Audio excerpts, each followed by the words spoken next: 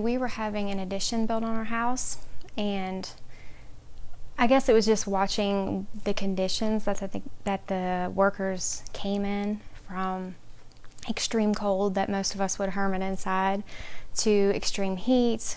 The first day that they showed up, it was absolutely pouring the rain down. And I just kind of looked around and thought, these guys are really underappreciated.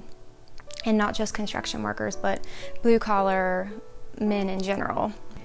I don't know that around here so much that blue-collar people are undervalued as much, but in bigger cities, I think sometimes people think if you don't have a college education that you weren't smart enough to cut it.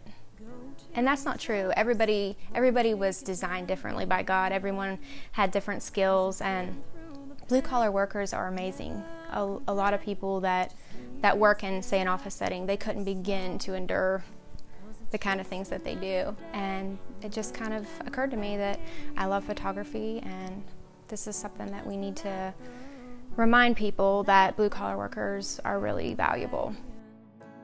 I basically just sat down with a pen and paper and just wrote down the different occupations that I wanted to include in this project, and then I just started trying to come up with people that I knew that worked in that, and then I just started making a lot of phone calls. So some of the places were really easy to get into, and some were really difficult, like the coal mines. You know, a female going in an underground coal mines doesn't really happen much anymore if you're not an employee. So yeah, and I got a lot of the guys that I worked with. Some of them, a few were family, a few were friends, and then a lot I didn't know at all till I got there. So a lot of these blue-collar sessions that I went on, I was there for a good long while, and I really got to learn a lot about their trade. When I was in the coal mines, I was underground probably about 4 hours. When I was with the man that works for the railroad, I was with him several hours. The welder, the same way. So I really learned their traits that I would have never known had I not done that. It was really, really fascinating. So, but I think the most exciting to me was probably the coal mines, because my husband said I would never get underground, and I did. So right here, this is a picture of one of the sessions that I did. This is when I went underground. Very few of the times that I actually remember to take a picture of me, but someone remembered on this one and got that one. The mines that I was in is a very large mines. So it's kind of like an underground city. It's nothing like what you would expect. Of course, there's coal mines that have low coal, and that would be a different story. You would be crawling around, but in this mines, it was, you know, the roof is as tall as your house roof. So you don't really feel claustrophobic like people think if you're in the mines that they couldn't do it. It's not really like that, but it's very sophisticated. People think the coal mining's just, you know, down there roughing it with axes and stuff. It's very, they have extreme machinery and technology and knowledge that gets the job done down there. A lot of the lyrics actually came from certain people that were photographed. It says 4th generation. The logger that I photographed was a 4th generation. So there's a lot of little things that only I or the person that it's about would catch. He's a little bit stronger, a little more free. I guess it's just the lifestyle. It's the lifestyle to not have to, they go and they do their work, and a lot of them, they don't have to bring it home. I guess what that means is whenever you're something in corporate, you live and you breathe your work. That's you. Where a blue-collar man, they go and they work hard for their 8 hours, their 10 hours, whatever it is, and they come home and then they have family time. And you have to be tough. I mean, I can't begin to tell you, you know, most of us couldn't stand on our feet for that many hours a day, let alone lifting the amounts that they lift, and then the weather conditions that they endure.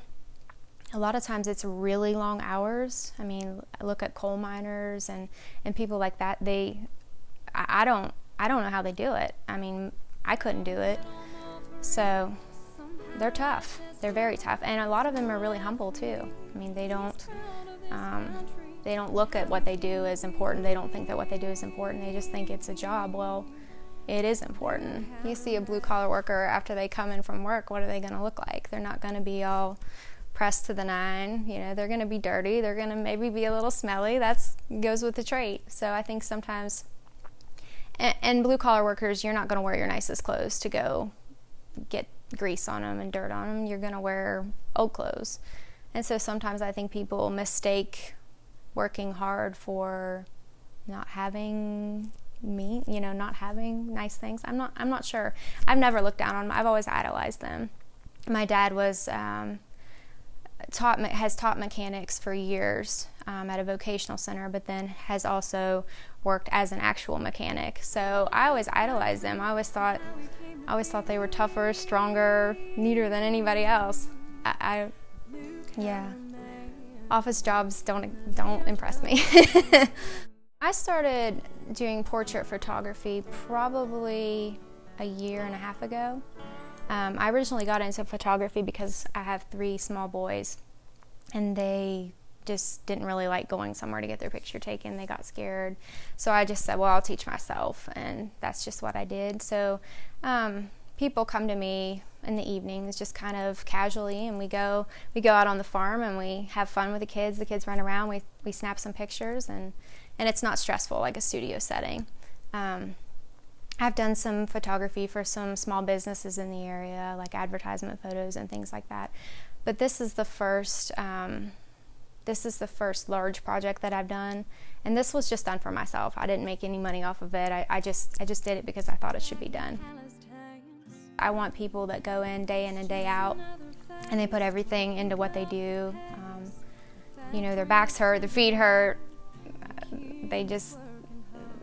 That they're not unnoticed, that I appreciate you and others appreciate you, and that what you do really matters. That was just the whole goal. So blue collar pride to me is just not being ashamed of what you do. It doesn't matter if you pick up trash for a living.